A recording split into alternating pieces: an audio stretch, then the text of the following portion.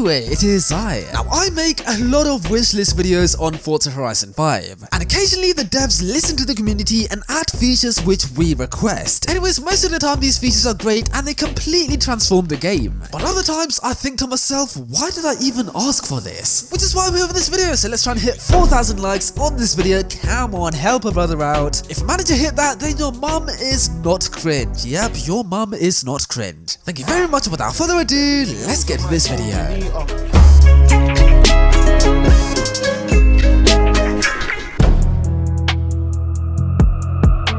The main character in most video games usually have a voice, so in this very old video of mine, I said that your character in Forza Horizon 4 not having a voice was very weird and awkward. There was always one problem. Your character had no voice. It almost feels like you're that new kid in school from a different country. You don't speak the language and everyone's being overly nice to you because they're scared they might scare you away. Ah, it's you. I heard about the stunts you pulled for Joel. You know how to drive, don't you? It's so weird. Well, it turns out that having a voice is even weirder because of Forza Horizon 5's cringy childish dialogue. It just makes you cringe every time your character opens his mouth because he just says the cringiest thing in that very posh English accent, and oh my days, it just makes me cringe. Like, he says something and I'm like, why did he say that? I don't want to say that. And the thing is, when your character has a voice in this game, it's like the game gives a personality to your character. Whereas in the old games where your character did not have a voice, it genuinely felt like it was you. Because when your character does not have a personality like in the older games, you can like pretend, like you can imagine like that character is you and you can give your personality to the character. Does that make sense? I don't know, but yeah man, I really apologize for asking for us to have a voice for a character because let's be honest, it's so cringe.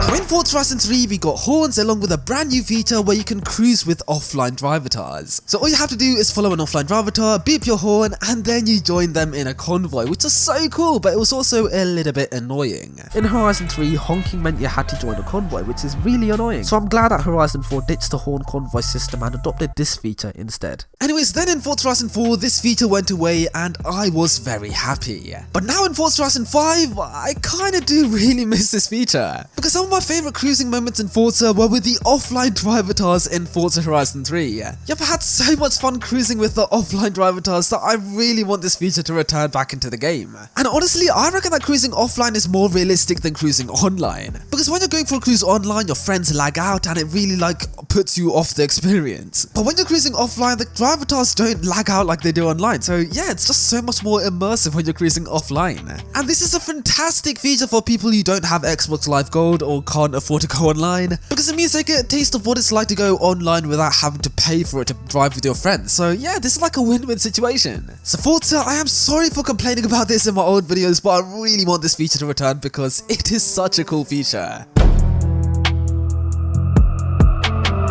Forza Horizon 4, I absolutely loved the smashable barriers in the game, because it gave us so much more freedom because you didn't have to stick to the roads all the time. You could just smash your way through the highway or smash your way through lampposts, trees and fences and, you know, just have fun exploring the map. So what did I do? I asked for Playground Games to add more of these smashable barriers in the game, and now in Forza Horizon 5 basically every single barrier is smashable. And you know, this is what I asked for, so I can't really complain, but I am going to complain because I was stupid back then, as now I realise that smashable barriers just make this map seem so bland. And what really annoys me is when the offline drivatars are just cruising like this, la la la la la, very normally, and then they're like, oh, I have an idea, let me just cut across and crash into everyone. It's so stupid, why are you doing this? And what really annoys me is if you're getting ready for a drag race over here, okay, now watch what's gonna happen, okay?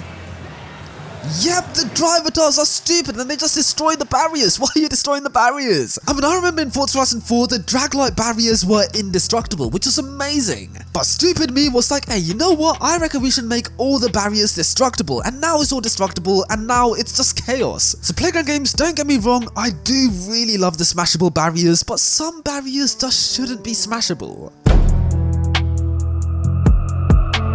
Now, I've always wanted a pink slip / gifting car system in Forza Horizon 5, and believe it or not, we actually got that exact feature in this game. But what's annoying is that the gifting car system is done randomly, so you can't choose who you gift your car to, which is so annoying. So yep, they took one of the most requested features ever in Forza's history, added it into the game, and just ruined the feature. Also, speaking of gifting cars, whenever I do receive a gifted car, I never go to retrieve it because I know that at the end of the day, it's going to be a stupid car which I don't care about, which I already have multiple duplicates of in my garage, and yeah, I just don't care about gifted cars anymore. I mean, honestly, when's the last time you actually received a good gifted car? Okay, let me know in the comments down below, because I guarantee you they've all been terrible. So yeah, man, don't get me wrong, gifting cars is a really cool feature and it had such great potential, but unfortunately it was wasted.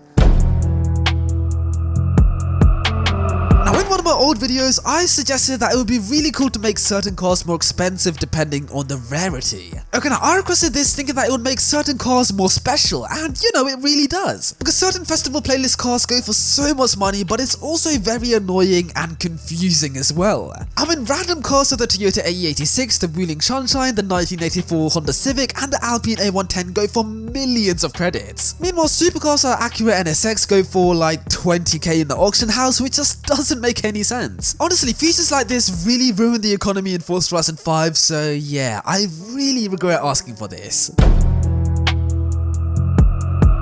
Now, I was very annoyed at the highway in Forza Horizon 4 because there were so many bends that you couldn't really max out your car. Hence, in this video, a very long time ago, I requested for us to have a very straight highway so we can test out the top speed of our cars. And another is because the motorway isn't straight, it's constantly got these slight turns. Yes, in the UK motorways aren't straight, I get that. But for a game, at least give us a decent straight for us to test our top speed. And in Forza Horizon 5, we got just that. Yeah, we got a very straight highway, we can max out our car, and you know, it's really good for top speed runs. But I'm not gonna lie, I do kinda miss Forza Horizon 4's map and the highway in that game. Because Forza Horizon 4 is the only Horizon game where you couldn't really push your car to the limit and find out your top speed. It all depended on skill, like nailing the racing line, avoiding the traffic. You had, like, there were so many factors to consider when you're going for a top speed run, and that made for very, very exciting videos on my channel. Just like that video where I tried to hit 249 miles per hour in the Ferrari FF. Hey.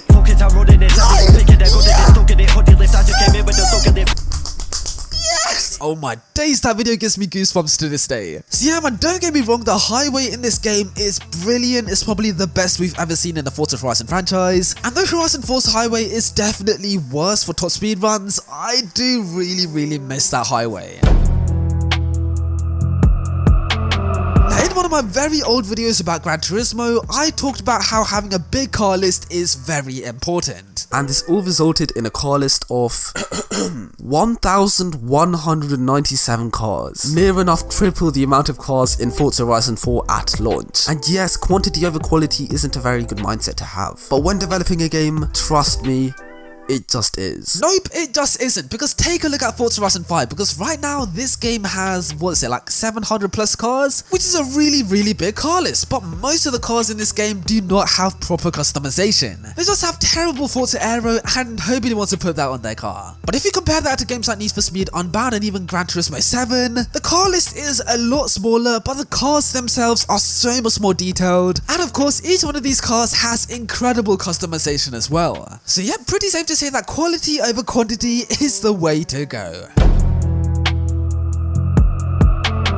Over a year ago, I tried to predict Forza Horizon 5's first expansion, and I actually got it right. And you know, as someone who never tried the Hot Wheels DLC in Forza Horizon 3, I was so excited to try this one out. So I tried it out, and it was fun, don't get me wrong, it was a really nice change, but it ended up being a little bit boring in my opinion. As don't get me wrong, the tracks were really fun to drive on, but to race on, they weren't challenging whatsoever. And also, free roaming in this map is pretty boring as well. I mean, yes, I know this isn't meant to be a free roaming DLC, but you know, some people want to explore, but the only way you can explore is going off-road. It's like you either have to stay on the track or go off-road. And also, the races in this DLC were just so boring and repetitive. Like, it's the same races over and over again, and you have to do it, and oh my days. And the races aren't exciting because of these walls on either side of the track, meaning you can't fall off, so it's not even a challenge. But yeah, man, the races in this DLC were just so boring that I'm still yet to complete this DLC. So yeah, man, don't get me wrong, I'm not trying to say this is a bad expansion, because I don't think it's a bad expansion. I just don't see Forza fans reminiscing about this expansion in the near future.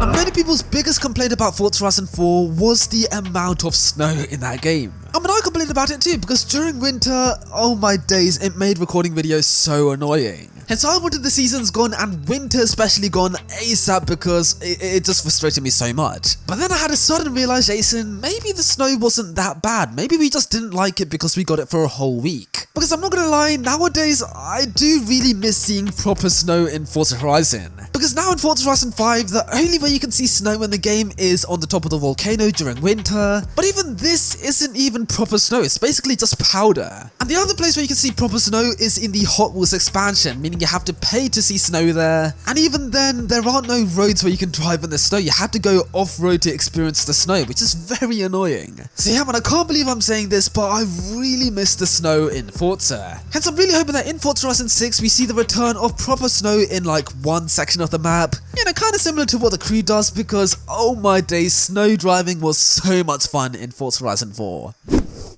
Oh, make sure to watch this video over here, and make sure to subscribe down below here. Thank you very much. Cheers.